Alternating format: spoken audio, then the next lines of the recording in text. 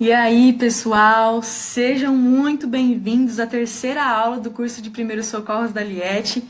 Meu nome é Fernanda Parente de Souza, sou acadêmica de medicina da UFSPA, sou aluna da D24, então eu estou no terceiro semestre do curso, e também sou membro da Liga de Emergência e Trauma da UFSPA. E, de verdade, é um prazer imenso estar aqui hoje, podendo dar essa aula para vocês. E o título da nossa aula é muito importante, né? Convulsões. É sobre isso que a gente vai falar. Só que eu já queria aproveitar esse momento aqui de introdução para de cara falar para vocês que, embora o título da nossa aula seja convulsões, hoje eu não vou falar sobre convulsões. Hoje eu quero conversar sobre convulsão no singular, porque existem diversos tipos de crise convulsiva, mas aqui nessa aula a gente vai falar só de um tipo. A gente vai falar da famosa. A famosa, tenho certeza que ou você já viu presencialmente, ou então, se não viu presencialmente, viu numa novela, num filme, numa série, ou até mesmo já pode ter acontecido com você. A gente vai falar da crise convulsiva tônico-clônica, aquela quando a pessoa cai no chão, começa a se debater, aquela imagem forte, mas que é muito provável que aconteça. Segundo os dados que a gente tem, 10% da população mundial um dia vai ter uma crise convulsiva na sua vida. Por isso, é muito importante que nós, como primeiros socorristas, porque a gente aprendeu um conteúdo muito legal nesse curso. Então, é a nossa parte saber lidar com um momento desse. Se um dia a gente estiver andando na rua ou num jantar em família e uma pessoa cair e começar a ter a crise convulsiva, a gente tem que saber como agir. E eu quero deixar claro assim, então, que quando eu falar em convulsão, eu estou falando da convulsão tônico-clônica, tá bom? Inclusive, até um sinônimo, né? Quando se diz convulsão, normalmente se está referindo a essa convulsão, justamente por ela ser a mais presente aí no nosso dia a dia. Eu não posso começar essa aula de uma forma diferente, senão perguntando para vocês, o que é convulsão? Vocês sabem o que é convulsão? Eu tenho certeza que se eu perguntasse isso, né, muitas pessoas responderiam: ah, convulsão é epilepsia. Algumas pessoas também poderiam dizer: ah, convulsão acontece quando o cérebro da pessoa desliga e aí ela cai no chão e começa a se debater. E se você até hoje pensava dessa forma, né, acreditava numa dessas duas afirmações, quero te dizer que tudo bem, mas não é bem por aí que vai a definição de convulsão. E a partir de hoje, você vai sair daqui sabendo a verdadeira definição, o verdadeiro significado de convulsão. Galera, convulsão é a contratura involuntária da musculatura que ocorre em resposta a uma atividade elétrica normal no cérebro. Essa é a definição, simples assim. E dessa simples definição, a gente já consegue refutar as duas afirmações que eu fiz no início da nossa introdução. Convulsão é epilepsia. Não é, de forma alguma. Epilepsia é um diagnóstico que a gente dá ao indivíduo que, ao longo da sua vida, apresenta uma série de eventos convulsivos. Enquanto que a convulsão é a contratura involuntária da musculatura que ocorre em resposta a uma atividade elétrica normal no cérebro. Portanto, perceba que uma pessoa que tem epilepsia tem convulsão ao longo da sua vida. Mas não necessariamente uma pessoa que teve convulsão uma vez na vida tem epilepsia. São coisas diferentes. A epilepsia apresenta convulsão, mas uma convulsão não é epilepsia. E agora desmentindo, né, a segunda afirmação que eu fiz de que a convulsão é quando o cérebro da pessoa desliga. Essa palavra está totalmente errada. O que acontece no cérebro, ou seja, né, essa atividade elétrica anormal, não é um desligamento. Pelo contrário, é uma hiperatividade, é uma hiperexcitação dos nossos neurônios. E eu quero te mostrar isso através desse exame aqui, que a gente chama de eletroencefalograma. E ele vai mostrar, então, as ondas cerebrais no cérebro de um adulto normal, que não está tendo uma crise convulsiva. Olha como essas ondas são pequeninicas, né? Amplitude pequenininha, frequência um pouco menor. Agora compara com a imagem do lado do cérebro durante uma crise tônico-clônica. Como eu falei, né? A famosa. Olha como essas ondas são muito mais... A amplitude delas é muito maior. A frequência também. Isso está mostrando justamente a hiperatividade dos neurônios. Então, repito mais uma vez, o cérebro da pessoa não desligou, esse cérebro está hiperativado. E por que ocorre? Entendemos o que é. Mas por que é? O que acontece? A pessoa está lá e do nada a atividade elétrica normal no cérebro, contratura da musculatura, convulsão. O que acontece é uma irritação das nossas células cerebrais. Diversos fatores podem irritar nossas células cerebrais, mas eu quero dar 3 exemplos mais gerais. 1. Falta de nutrientes. Por nutrientes, eu quero que vocês entendam ou glicose ou oxigênio, que são os 2 nutrientes essenciais para o bom funcionamento das nossas células, dos nossos neurônios. Então, alguns casos onde falta nutrientes. Hipoglicemia, faltou glicose no seu sangue. Hipóxia, faltou oxigênio. Pensa, por exemplo, num caso de AVC ou AVE, como é bem falado hoje em dia também, né? O acidente vascular cerebral ou o acidente vascular encefálico. O tipo isquêmico do AVC, que é o mais comum, ocorre em 80% dos casos, acontece uma obstrução de uma artéria cerebral. E se essa artéria é obstruída, o fluxo de sangue é interrompido e junto com isso não chegam os nutrientes que o cérebro precisa. Essa pessoa vai entrar em convulsão, muito provavelmente, né? Não que vai, mas pode, porque as células, por não terem o nutriente que precisam, vão entrar nesse estado irritadiço. Pensa também num diabético. O diabético ele tem hiperglicemia, não é mesmo? Mas a glicose não consegue entrar nas células. Essas células vão ficar irritadas por não receberem os nutrientes. Um outro exemplo é de lesão de impacto. Gente, estou falando de choque. Batida de forte impacto. Imagina, então, uma partida de futebol, 2 jogadores vão na bola e bate uma cabeça na outra. A força do choque mecânico pode causar irritação das células cerebrais no local, de tão grande que pode ter sido o choque. Isso na medicina, né, o jargão médico para isso é trauma crânioencefálico. Ou pensa então numa luta, né? A pessoa leva um soco muito forte na cabeça, um acidente de trânsito. Muitas podem ser os motivos de acontecer essa lesão de grande impacto. E também, gente, a convulsão ela pode ter uma causa desconhecida. A irritação das células cerebrais ocorre. Mas por que ocorre? Não sabemos. É o caso de muitas epilepsias. Se sabe que o indivíduo, de fato, tem as crises convulsivas ao longo da sua vida, mas a gente não sabe o que faz com que o cérebro dele tenha atividade elétrica normal. E agora, eu quero passar rapidamente com vocês pelas fases da crise tônico-clônica para que vocês entendam bem legal como ela funciona. A primeira fase, que não é obrigatória, e inclusive não acontece na maioria dos casos, mas eu vou falar porque pode acontecer, é a aura. E a aura nada mais é do que os prenúncios da crise. A pessoa que vai ter a crise percebe que algo não está muito bem, talvez ela vá ter uma crise. Tem gente que relata gosto estranho na boca, tem gente que mexe o canto da boca, e principalmente nessa foto as pessoas têm esse movimento da mão assim na roupa, pegando na própria roupa, e ela dura alguns segundos, coisa de 3 segundos antes de se iniciar a crise. Mas como eu falei, na maioria dos casos não acontece. Fase tônica é a primeira fase, então, onde a pessoa de fato cai ao chão, e a fase é tônica, a sua musculatura se torna rígida, se torna contraída. Tão contraída ao ponto de acontecer o que está mostrando nessa foto às vezes. A coluna ela fica elevada dessa forma. E essa fase tem uma duração de aproximadamente 30 segundos. Passada a fase tônica, a pessoa vai entrar na fase clônica, que é de fato aquela fase dos movimentos desordenados que a gente está acostumado a ver. E o que acontece na fase clônica é contração e relaxamento da musculatura. Então, contrai, relaxa de forma cíclica e rítmica, e aí a pessoa fica lá se debatendo. Contrai, relaxa. Essa fase, ela dura uns 60 segundos, pode um pouquinho mais, uns 90 segundos.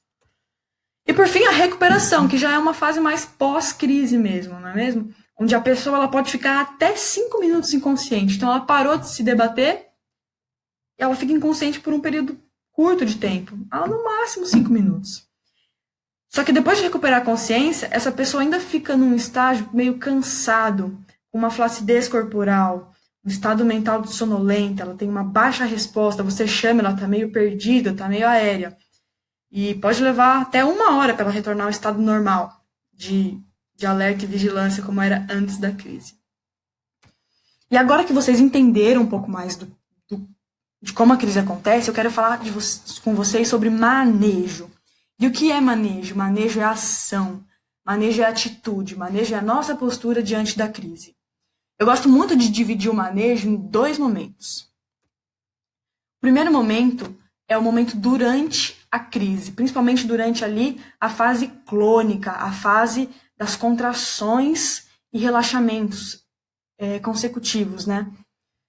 O que a gente faz nesse momento que você olha a pessoa está lá se debatendo? O que será que a gente faz, né? E o outro momento é após a crise, na fase de recuperação. A pessoa está um pouquinho inconsciente, depois retoma a consciência, está naquele estado mais letárgico. O que a gente faz, né, em cada momento? Vamos lá. Durante a crise, galera, mantenha a calma. Eu sei. A gente olha, principalmente se for a primeira vez, assusta, é chocante. Mas é muito importante que você se controle. Se controle, mantenha a calma para você conseguir dar o melhor atendimento possível. Cronometre o tempo, depois eu explico por quê. Não restringe os movimentos da pessoa e não mova essa pessoa. E aqui eu quero que vocês comecem a perceber que eu não estou simplesmente citando um monte de regrinhas desconexas ou falando um monte de coisas para vocês simplesmente decorarem, coisas aleatórias. Não é isso. Percebam que tem uma lógica maior por trás do que eu estou falando. Tem uma ideia maior, uma percepção que vocês têm que ter, que é o quê? Entendam que nada, absolutamente nada do que vocês fizerem durante a crise é capaz de fazer com que a crise pare. Nada, nada, nada, nada do que você fizer vai impedir a crise de acontecer. Então, a nossa postura diante da crise não é de impedir que ela aconteça, não é de restringir o movimento, de segurar a pessoa. É de permitir que a crise aconteça sem que hajam danos secundários ao indivíduo. Permitir que ele fique lá, se debatendo, sem machucar mais parte do seu corpo. Então, a gente não mexe no indivíduo, a gente mexe no que está ao redor dele. Olha só, mova objetos, não mova o indivíduo. A gente só vai mover o indivíduo se ele estiver num lugar onde eu não consigo mover o objeto. Por exemplo, ele caiu numa quina de parede, está batendo a cabeça na parede. Eu consigo mover a parede? Não consigo. Então, nesse caso, eu movo o indivíduo. Mas, de resto, ele caiu na cozinha. Tira de perto líquidos quentes, tira de perto objetos pontiagudos, facas, tesouras. Ele caiu na sala do lado das cadeiras. Afasta as cadeiras para que ele possa se debater ali sem se machucar nos objetos. Muito importante é proteger a cabeça. Lembra do slide passado que eu tinha falado que lesão na cabeça é inclusive causa de irritação das células que vão gerar atividade anormal, que vai gerar contração? Então, como que a gente protege a cabeça? Põe uma almofadinha embaixo. Eu já vi em casos de um parente acontecer com um parente, que o outro parente põe a cabeça do indivíduo que está tendo a contração no colo. Então, essas são algumas medidas que a gente faz para proteger a cabeça. Lateralize o rosto. O que é isso? Coloca de ladinho assim. Se essa pessoa está de barriga para cima, olhando para cima e vomita, ela vai ingerir esse vômito e vai se engasgar, não é bom. Então, lateralize o rosto. E não coloque nada na boca do indivíduo, gente. Essa história de que, a língua, ele vai engolir a língua. Gente, a língua tá presa. Não vai engolir a língua. Pode acontecer de morder a língua e sangrar? Pode, mas a língua se recupera rápido. É muito pior você colocar uma colher que pode causar prejuízos maiores. Às vezes quebra dente, se a pessoa aspira o dente. Não é bom. E afrouxe as roupas muito apertadas. Lembra? Nossa missão é permitir que a contração ocorra, que a convulsão ocorra da melhor maneira possível. Então, para que essa pessoa tenha os movimentos de forma mais livre, eu vou lá e afrouxo as roupas. Agora, o que a gente faz após, na fase de recuperação? Vamos monitorar a respiração, tá bom? Muito importante ver se essa pessoa ainda está respirando, certo? Vamos deitar a pessoa de lado, numa posição que a gente chama de posição lateral de segurança. E o que é essa posição e para que ela serve? A posição lateral de segurança ela é para situações em que a pessoa está inconsciente ainda. E ela serve para impedir obstrução de via aérea. Então você vai colocar a pessoa já está de barriga para cima assim, você agacha do lado da pessoa, pega a mão do lado oposto, coloca no rosto da pessoa pro lado que você vai virar ela, para que quando você vire, o rosto da pessoa não fique em contato direto com o chão, mas a palma da mão dela sim. Puxa uma das pernas também para te ajudar no movimento de rotação. E olha só a figura 3. Você vai fazer uma leve hiperextensão do pescoço dessa pessoa também para ajudar que essa via aérea permaneça desobstruída.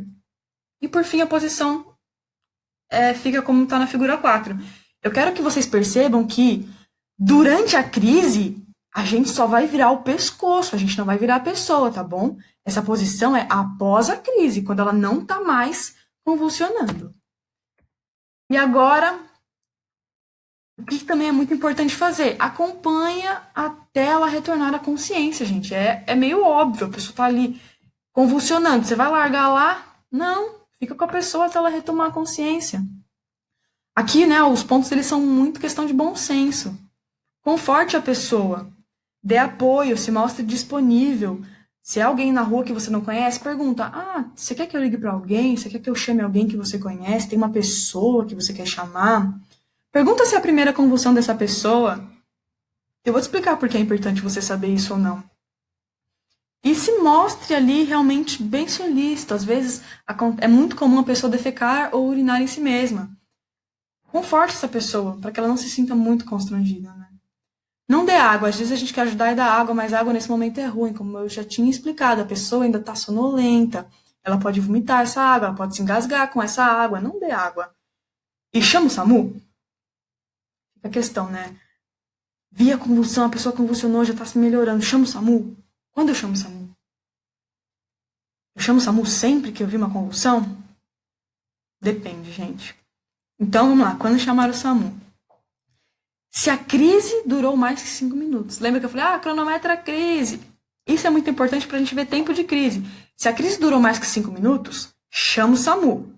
Ou seja, e por crise eu quero dizer ali, o período que a pessoa está se debatendo. A fase tônica e a fase clônica. Se esse período está durando mais que 5 minutos, chama o SAMU.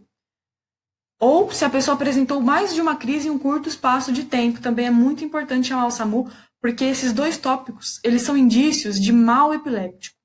E mal epiléptico é uma urgência médica. O cérebro da pessoa vai começar a sofrer hipóxia e as consequências são muito severas, é muito importante chamar o SAMU.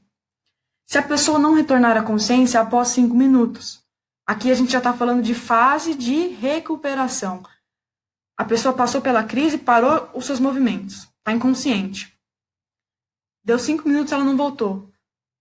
Deu 6 minutos, ela não voltou. Chama o SAMU, gente. Ficar inconsciente por tanto tempo assim não é normal. Chama o SAMU. A pessoa apresenta dificuldade para respirar. É muito importante que a gente respire, não é mesmo? Se essa pessoa está com dificuldade para respirar, ela pode acabar evoluindo para uma parada cardiorrespiratória, que a gente chama de PCR. Vocês vão aprender todo o manejo de PCR, né, uma série de condutas a serem seguidas numa aula mais para frente. Mas uma dessas condutas é chama o SAMU, porque PCR é coisa séria. Se você suspeita de lesão na cabeça durante a queda também.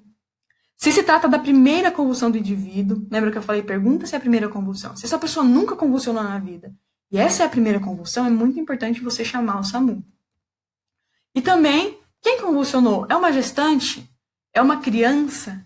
Se for um desses dois indivíduos, chame o SAMU, galera. Eu quero agradecer demais essa minha biografia. Quero agradecer vocês por terem estado até aqui comigo. Espero que vocês tenham aprendido bastante da aula. Eu quero dar uns recadinhos para vocês, que é o quê? Façam as questões da aula, porque elas contam a presença de vocês.